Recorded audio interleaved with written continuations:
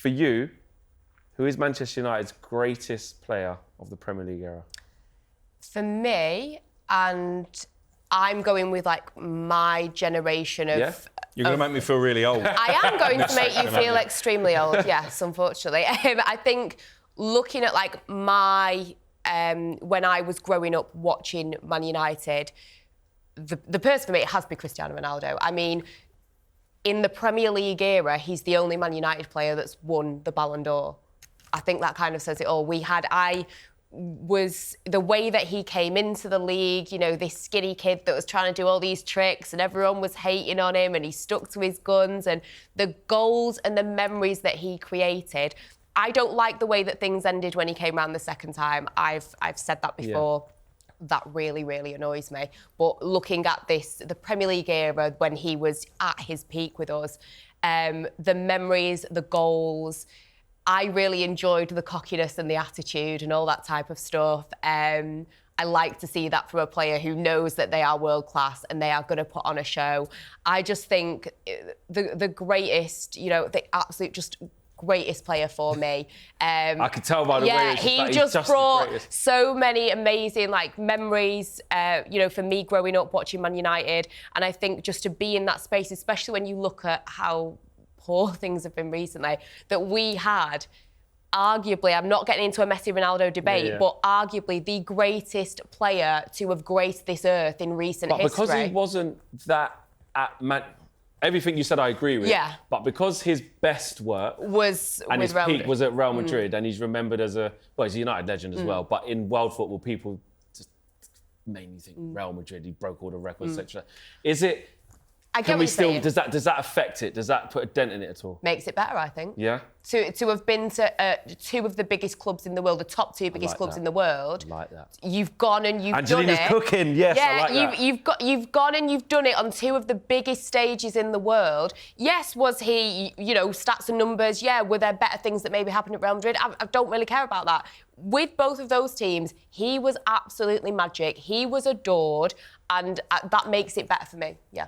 Cristiano Ronaldo, she's going with? It's a strong case she's put forward. I think Ronaldo is the best player that I've seen in a United shirt. I was behind the goal against Portsmouth and he scored that free kick against David James, and that was probably the best goal that I've seen live, certainly the best free kick I've ever seen live. But in terms of my favourite player, my absolute hero, there's only one name. Eric Cantona. He's going to say the king. To me. Yeah. Obviously, I'm a bit older than you, so that might be part of it, but really, he was the player who made me fall in love with football, the player that I credit my career with. You know, if it wasn't for Cantona, I might not be sat here doing the job that I do. How did that...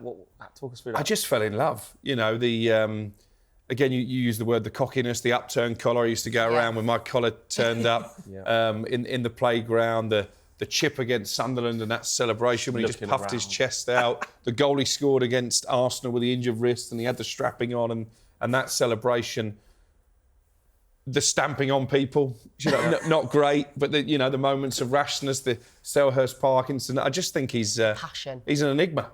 But then when you talk about longevity as well, you know, just went. But even that, I remember that. Yeah. I was in tears. I was ripping posters off my bedroom wall that night when it came up on the 10 o'clock news. That's how big a story it was. Eric Cantona just literally quit. Nobody saw it coming. Yeah. And he quit because he was so in love with Manchester United. He couldn't bring himself to play for another football club. I mean, what's not to love about that? And that's before you even go back to that 92-93 season. His signing transformed the football club, transformed the history of Manchester United. Without that signing, who knows if that first title after 26 years would have been delivered. Yeah. And the domination that followed. The Old Trafford that we see now today was built on the back of that 92-93 winning team. He's the one guy, I've never interviewed him, I've never met him, I've been to an audience with, and he just walks on stage and he stands there and the whole crowd sing his song to him for about 5 minutes. If he walked in here now, and I've met a lot of famous people, I've interviewed a lot of famous people, he's probably the one person that would leave me starstruck.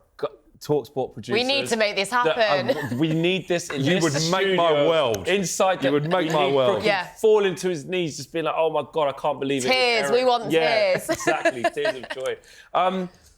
Let's go to the class of 92 then, in terms of Beckham, Scholes, Giggs, etc. How highly do they rank? They're up there, aren't they? I mean, you know, there's no question about it. You look at what they all achieved. Giggs for his longevity and the number of titles he won. But I'm probably one of the only kids who actually did used to have a Neville 2 shirt at one Did you? stage. I bet they weren't that Did you have the popular. curtains as well in the middle part? Not quite, although I could probably pull it off now. But yeah, I mean, all of those guys. Beckham for that comeback year, 98, 99, off the back of what happened at the World Cup, his link up with the likes of Dwight Yorke and Andy Cole, the role he played in the treble, Scholes, who I think probably was most technically gifted out of that group. Yeah. Even Phil Neville and Nicky Butt. You know, they deserve an honourable mention as well. We'll never see that again. No. For me, guys, Eric Cantona is the reason why I support Man United. 100%. I had a VHS of the rerun of Man United season when we lost the league on the last day away to West Ham. We couldn't get the job done. And He was suspended, wasn't he? And he was suspended and we couldn't get the job done. I remember Andy Cole missing loads of chances, etc. We just couldn't get it done and we lost the league. But it was the infamous Selhurst Park incident that season and he got banned. And I remember saying to my mum, looking to my mum and saying, because she got me this video, and I went, who on earth is that guy? He's just kung fu kicked somebody and lived to tell the tale and returned. Like, that's my team. So I support Man United because of Eric Cantona. But for me, it's Wayne Rooney. It's Wayne Rooney. Like, for what he did at such a young age and the sheer longevity of how long he did it for, I think he's arguably England's greatest ever player. Of course, we've got the likes of, Charlton, etc., and I understand why he gets that ranking. But for me, with what Wayne Rooney done at the football club, for how long he did it for, and the audacity of the man, of the kid who was basically a man, from 16 all the way through to when he departed Manchester United, captain, could do everything, and the way he was so adaptable. So we're going to get this kid called Ronaldo. He's going to be the superstar. No problem. I'll do something else in the team. I'll still help the team function. Getting Tevez, we're getting Berbatov. No problem. I'll manage it. I'll still be one of the star men. And for me, I think he's, like I said, arguably the greatest English player ever. I think I really do. The only thing that tarnishes it for me, and this is why I know what you're going to say. When I pick a top 10 of my favourite United players, he struggles a little bit to make the cut. Yeah. What? It's because of that summer when he tried to leave and go to Man City. No, Crookie, With you. I am actually with him on this. Whoa.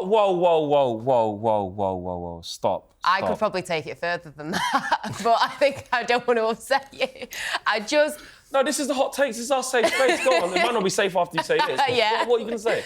I get everything that you're saying. I'm on board with you. I think that to come in at such a young age and everything, I think for me, it was the behaviour of, I'm leaving, I want more money, all that type of stuff. Fergie left him out of the team, didn't he? Yeah. What happened? Ronaldo wanted to go the year before. I think that there were some inconsistencies with certain seasons and the amount of goals that he was scoring that I think people forget about.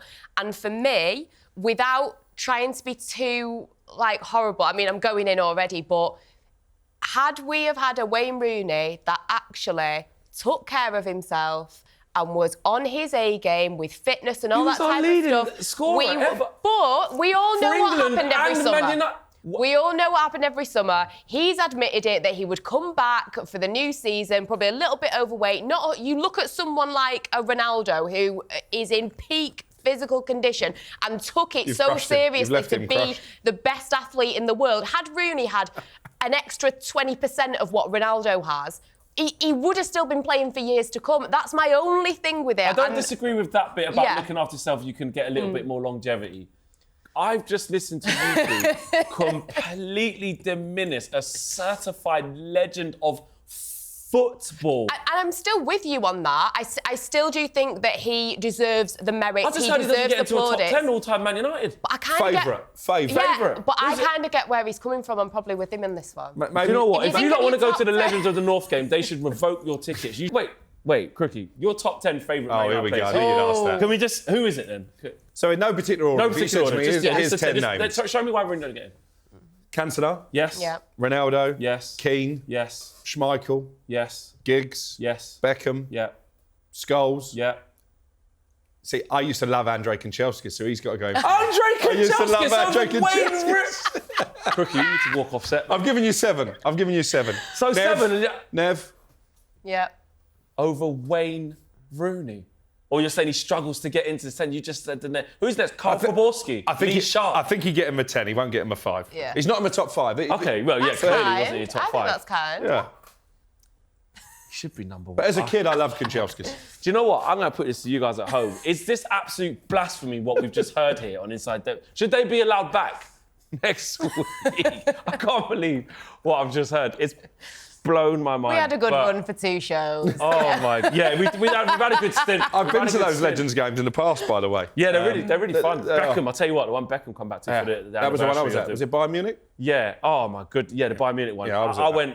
You can still do it. You can still play. Gary Neville, not so much. No, absolutely. But the Legends game is taking place against Celtic.